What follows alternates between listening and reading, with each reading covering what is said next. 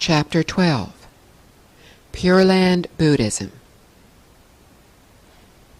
The next question that I am often asked is what school I practice. My practice is the Pure Land school of Mahayana Buddhism, which is widely practiced in Asia. Though still in its formative years in the West, its roots extend all the way back to ancient India. We generally think in terms of only one Buddha, Shakyamuni, who lived about 2,500 years ago. But since any sentient being can awaken, and innumerable numbers have, there are innumerable Buddhas. Shakyamuni Buddha, after his enlightenment, explained that he saw not only his past lifetimes, but also how the future would unfold. Shakyamuni saw people in our time having more afflictions, worries, and wandering thoughts. Our deep-seated bad habits, having become even more entrenched over thousands of lifetimes, make liberating ourselves solely by our own efforts almost impossible. He knew that to end one's problems and attain lasting happiness, many people would need the help of another Buddha, Amitabha, the Buddha of infinite light and infinite life. Almost all of the teachings by Shakyamuni were the result of his being asked a question. In a departure from the norm, and when the time was right, Shakyamuni initiated the teaching that introduced Amitabha and his Pure Land.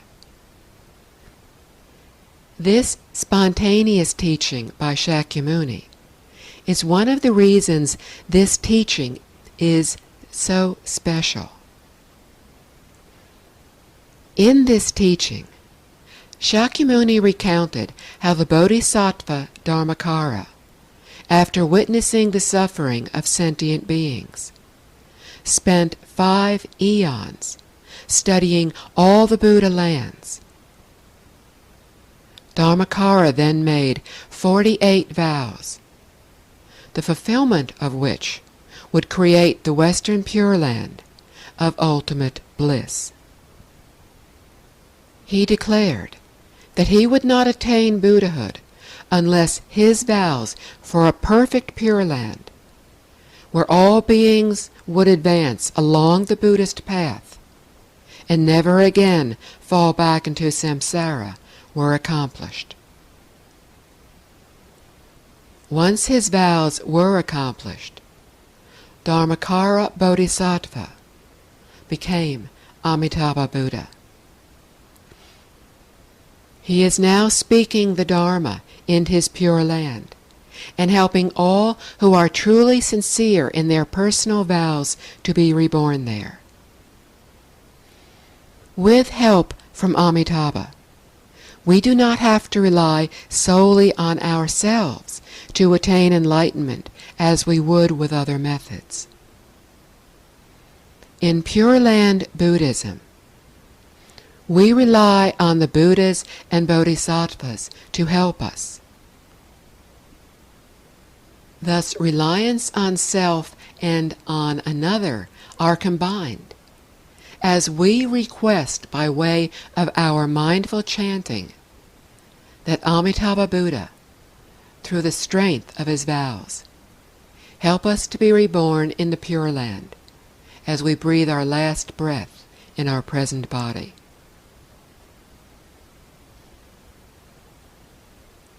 We will be able to continue our practice in the Pure Land, or when we choose to, return to this and other worlds to help others. We do so without being affected by unfavorable environments or our former bad habits. If we wish, We will be able to do this even before we attain supreme enlightenment.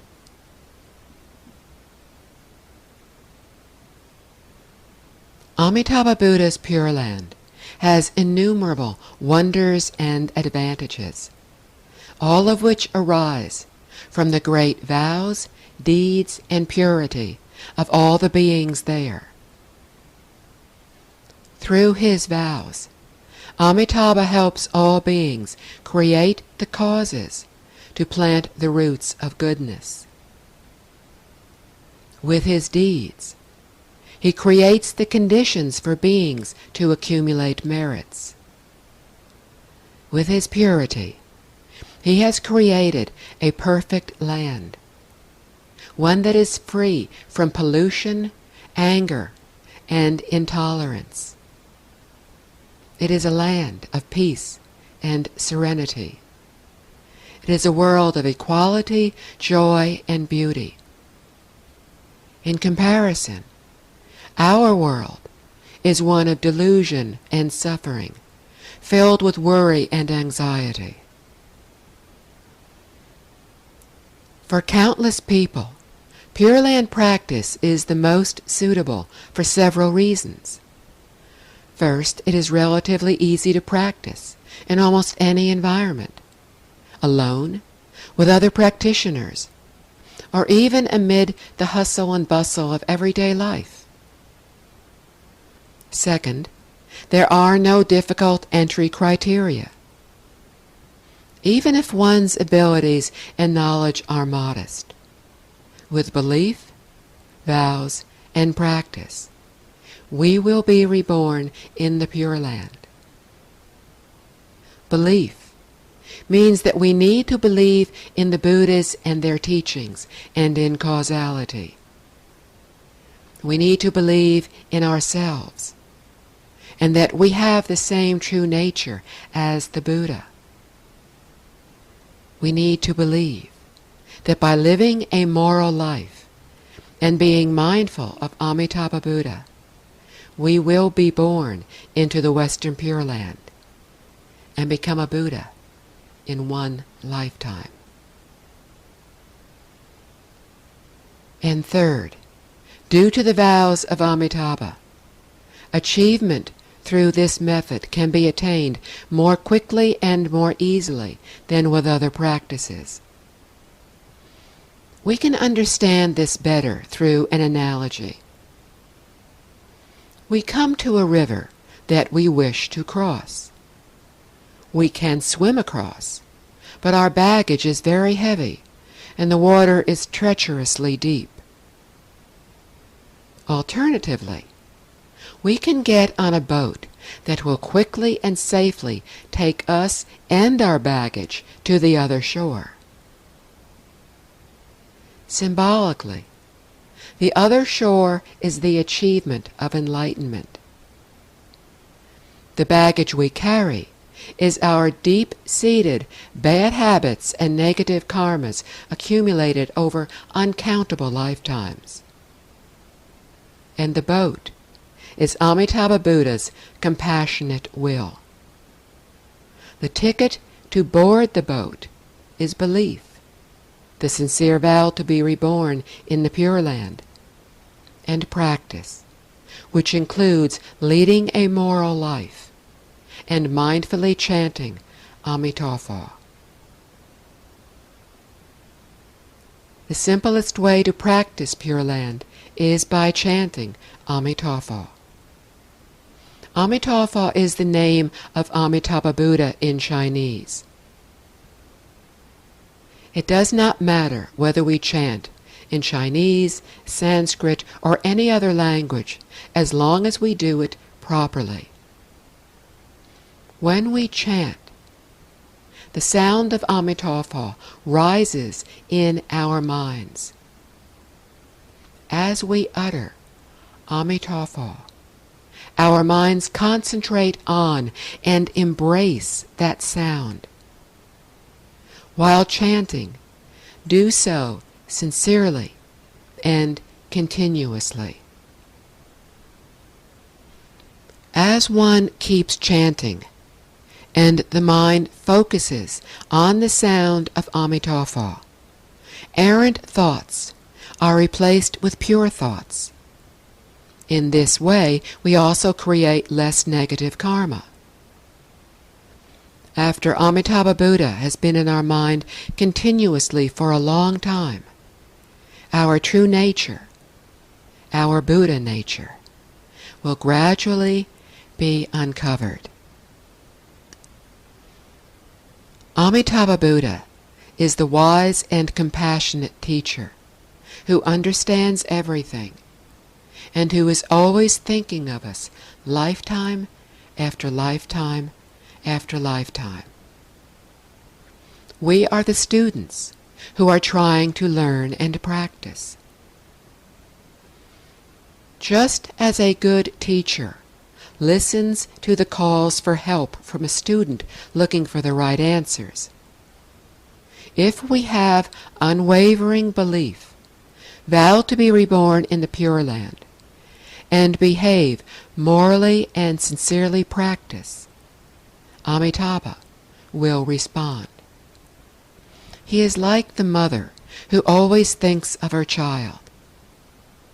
If the child does not in turn think of his mother, her thoughts will not help. But if he also thinks of her, they will eventually be reunited. In such a way, Amitabha is always thinking of us, waiting for our thoughts to turn to him so that we may come together. When we chant to the point of single-mindedness with the sole thought of Amitabha, we successfully form a connection with him. In fact, we become one with him. In that instant, we are in the Pure Land, far to the west, and deep within us. As we breathe our last breath in this world, if we can form this connection, this oneness with Amitabha, we will attain our next rebirth in the Western Pure Land and leave suffering behind. And once there, we will have all the time we need to continue our practice and learning. For we will be in the company of Amitabha Buddha and all the Bodhisattvas. They will help us learn all the ways to wisely and compassionately help other beings. This is why I have chosen the Pure Land path. For me, it is the most suitable. It feels absolutely right.